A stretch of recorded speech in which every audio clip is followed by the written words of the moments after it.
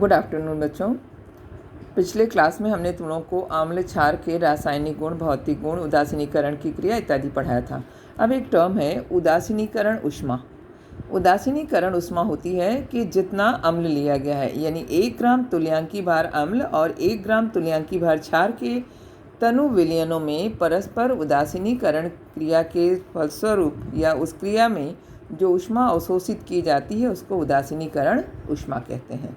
ठीक है, यहाँ जैसे देखो, यहाँ एग्जाम्पल्स दिया हुआ है हाइड्रोक्लोरिक अम्ल और सोडियम हाइड्रोक्साइड। ये अम्ल है और ये क्षार है। इन दोनों के जलीय विलयन में लवण और पानी बनता है तथा 13.7 किलो कैलोरी उष्मा एब्जॉर्ब होती है, अवशोषित होती है। ठीक है, तो इस तरह की यह जो क्रिया होती है ये उदासीनीकरण उष्मा का मान होता है। ये अवशोषित ऊर्जा का मान है, यानी उदासीनीकरण उष्मा में जो ली गई उष्मा है वह 13.7 किलो कैलोरी है। ठीक है, तो इसी तरह से यहाँ 2-3 एग्जाम्पल्स के माध्यम से आपको दर्शाए गए हैं। यहाँ देखो, दुर्बल अम्ल और प्रबल क्षार, इनकी अभिक्रिया से जो बना उसमें 13.3 किलो कैलोरी उष्मा ली गई है। और यहाँ दुर्बल अम्ल और दुर्बल क्षार जो लिया गया है उसमें जो उष्मा ली गई है 11.9 किलो कैलोरी उष्मा ली गई है। तो अलग अलग इसकी प्रबलता के आधार पर, अम्ल और क्षार की प्रबलता के आधार पर ली गई उष्मा का मान भी अलग अलग होता है। ठीक है, इसके बाद देखेंगे हम लोग लवण। लवण, अभी बार बार इस चीज़ को पढ़ रहे हैं कि किसी अम्ल तथा क्षारक की उदासीनीकरण की क्रिया से प्राप्त जो ठोस होता है वह लवण कहलाता है और जो विलयन की अवस्था में, घुलित अवस्था में मिलता है वह जल होता है। तो यहाँ पर यह जो अमोनिया और हाइड्रोक्लोरिक अम्ल लिखा हुआ है, तो क्षारक यानी इसका अगर विलयन बनाते हैं तो अमोनियम हाइड्रोक्साइड या सोडियम हाइड्रोक्साइड, सोडियम का अगर लेंगे तो सोडियम हाइड्रोक्साइड और हाइड्रोक्लोरिक अम्ल लेते हैं तो सोडियम क्लोराइड लवण बनता है और जल बनता है। ठीक है, यहाँ पर अगर हम ठोस पदार्थ लेते हैं, ठोस अमोनिया और हाइड्रोक्लोरिक अम्ल लेकर के करते हैं तो यह जो लवण मिलता है वह अमोनियम क्लोराइड मिलता है। ठीक, कहने का मतलब कि कुल मिलाकर के लवण बनने की जो क्रिया है वह अम्ल और क्षार की उदासीनीकरण की क्रिया के फलस्वरूप होती है। अब चूँकि उसके फलस्वरूप बनती है, जैसे यहाँ पर यह NaCl बना है, तो इस NaCl में क्षार का ये हिस्सा है और ये हिस्सा अम्ल का है। तो जो क्षार का हिस्सा है उसको कहते हैं क्षारीय मूलक और जो अम्ल वाला हिस्सा है उसको कहते हैं अम्लीय मूलक। यानी अम्ल से प्राप्त जो मूलक है वह अम्लीय मूलक और क्षार से प्राप्त जो है वह क्षारीय मूलक। इस तरह से दोनों को मिला करके लवण कहते हैं।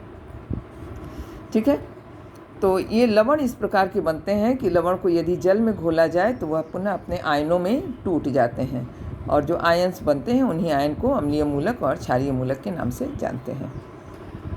इस लवणों के गुणों के आधार पर या इनकी प्रकृति के आधार पर लवण 6 प्रकार के होते हैं।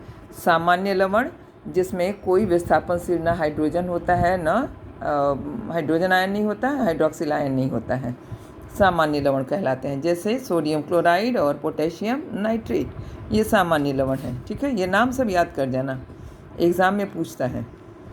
अम्लीय लवण है ऐसे लवण जिसमें विस्थापनशील हाइड्रोजन हो, जैसे यहाँ पर NaHSO4, सोडियम बाइसल्फेट या सोडियम हाइड्रोजन सल्फेट, इसमें ये हाइड्रोजन जो है वह विस्थापनशील है। उसी तरह से यहाँ पर NaHCO3, सोडियम बाइकार्बोनेट, इसमें यह H जो है विस्थापनशील है, तो यह अम्लीय लवण है। इसी तरह से क्षारकीय लवण में भी है जिनमें विस्थापनशील हाइड्रोक्सिल आयन होते हैं, क्षारकीय लवण कहलाते हैं। जैसे MgOHCl, इसमें यह OH जो है वह विस्थापनशील है। ठीक है, ZnOHCl, इसमें ये OH जो है विस्थापनशील है, यहाँ ये विस्थापनशील है। यानी जिसमें विस्थापनशील हाइड्रोक्सिल आयन होते हैं या हाइड्रोक्साइड आयन होते हैं वो क्षारकीय लवण कहलाते हैं। चौथा लवण है मिश्रित लवण। वे लवण जिनमें एक से अधिक प्रकार के धनायन या ऋणायन होते हैं मिश्रित लवण कहलाते हैं। यानी 2 या 2 से अधिक धात्विक हिस्सा हो या 2 या 2 से अधिक अधात्विक हिस्सा हो। ठीक है, जैसे यहाँ देख रहे हैं NaKSO4, इसमें जो धनायन है वह सोडियम भी है और पोटेशियम भी है। ठीक है, ये दोनों धनायन है।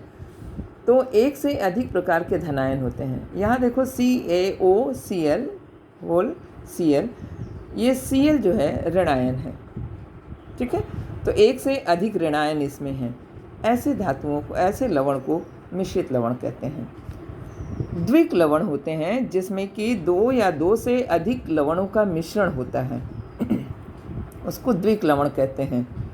इनका अनुपात निश्चित होता है।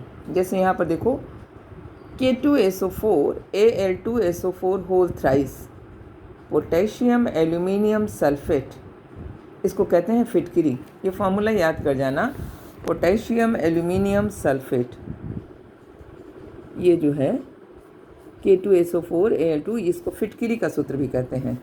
मोहर लवण है FeSO4 NH4 whole twice SO4, ferrous ammonium ferro ammonium sulphate, ferrous ammonium sulphate भी इसको पढ़ते हैं, इसको मोहर लवण कहते हैं। ठीक है, तो ये एक साथ 2 लवण है, फेरस सल्फेट भी है और अमोनियम सल्फेट भी है, दोनों 2 अलग अलग लवण हैं, दोनों मिश्रित अवस्था में हैं। यहाँ पर पोटेशियम सल्फेट और एल्यूमिनियम सल्फेट दोनों मिश्रित अवस्था में हैं। ठीक, इसी तरह से संकर लवण है वे लवण जिनमें आयन अथवा उदासीन अणु किसी धात्विक धनायन के साथ उपसंयोजक बनाते हैं। किसी धात्विक धनायन के साथ उपसंयोजक बंध बनाते हैं। अगर पिछला याद होगा तो तुम लोगों को हम उपसंयोजक बंध बताए थे कि किस तरह से उपसंयोजक बंध बनता है। तो ऐसे धनायन जो कि उपसंयोजक बंध दर्शाते हैं, जैसे यहाँ पर पोटेशियम फेरोसाइनाइड है K4FeCN6 में Fe2 यानी Fe का ये संयोजकता है और Cn के मध्य, साइनाइड के मध्य उपसंयोजक बंध उपस्थित है। इसको याद कर जाना। ठीक है, क्लास में हम ब्लैक बोर्ड पर इसको आरेख खींच करके बताएंगे। तो इस तरह से संकर लवण में 2 या 2 से अधिक लवणों के मध्य एक उपसंयोजक बंध उपस्थित होता है। ठीक, तो इसमें हम लोग देखते हैं कि संकर लवण और द्विक लवण मिश्रित लवण क्या है। अब इसके आगे थोड़ा सा देखेंगे कि ये लवण जल अपघटन क्या होता है। किसी यौगिक का जल द्वारा जल अपघटन करने पर प्राप्त विलयन अम्लीय, क्षारीय या उदासीन होता है। किसी यौगिक का जल द्वारा अपघटन करने पर, इसको देखिए यहाँ पर इस तरह से,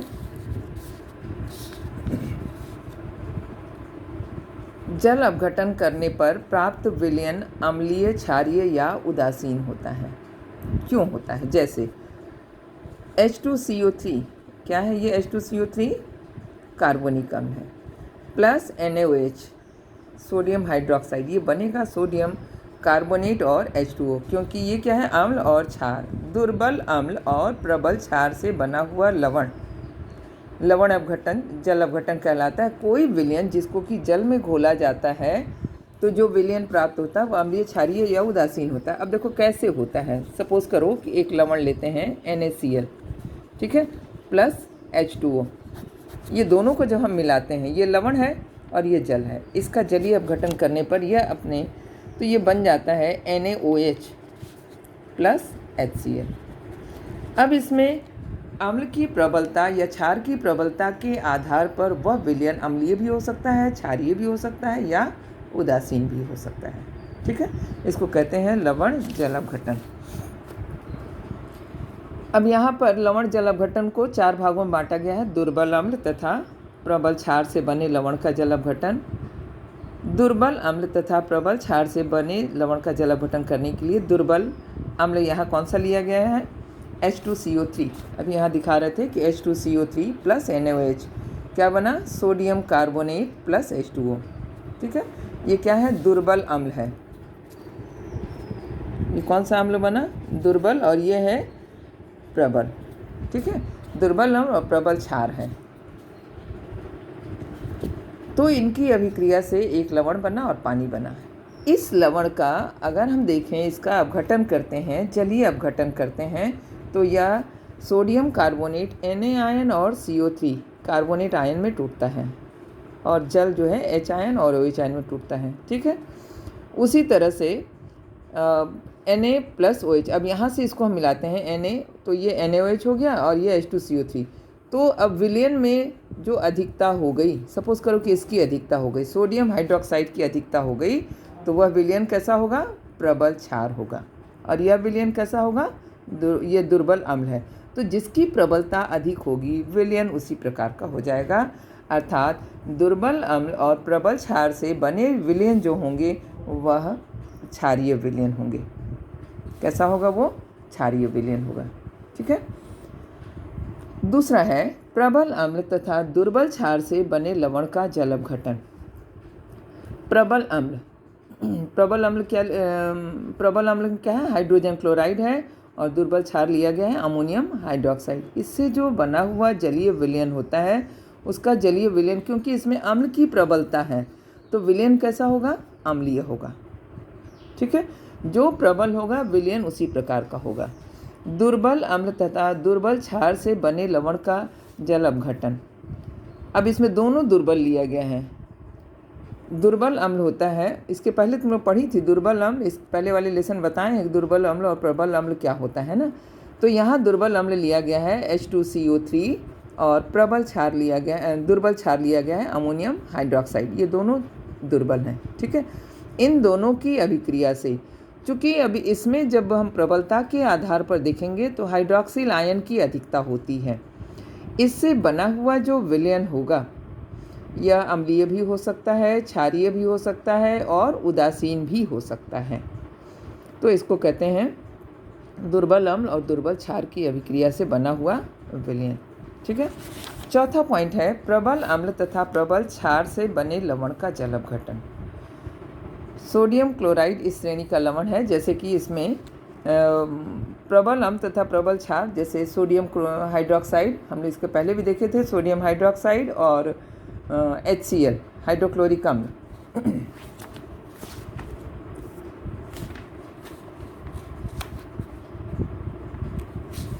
यहाँ लिखते हैं, इसको हम दिखा रहे हैं लिख करके, जैसे सोडियम हाइड्रोक्साइड और HCl।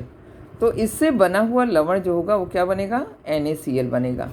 इसका जो जलीय विलयन होता है, इस श्रेणी के लवण को जल में घोलने पर इसका पूर्ण रूप से आयनन हो जाता है। यह जल से कोई क्रिया नहीं करता है, अतः जो यह विलयन प्राप्त होगा वह उदासीन विलयन होगा, क्योंकि जल अपघटन पूरी तरह से हो गया। NaCl पूरी तरह से अपने आयनों में टूट गया, इसमें कोई पदार्थ नहीं बचा, इसलिए यह जो विलयन होगा, ना हाइड्रोजन आयन बचा है और न इसमें हाइड्रोक्सिल आयन बचा है, इसलिए यह विलयन उदासीन होगा। इस तरह से लवण की प्रकृति के आधार पर इसका जल अपघटन 4 प्रकार से किया जाता है। ठीक है। अगले क्लास में हम लोग देखेंगे कुछ लवणों के बारे में, साधारण लवण, धामल सोडा इत्यादि, कुछ यौगिकों के बारे में, कुछ लवणों के बारे में। लेकिन इसके पहले इस लेसन में जो भी क्वेश्चन है यहाँ तक जो नहीं समझ में आया है आप फिर से इसको पूछ लोगी। ठीक है। क्लास में हम एक बार रिवाइज़ कराएंगे, लेकिन बिना पूछे रिवाइज़ नहीं होगा।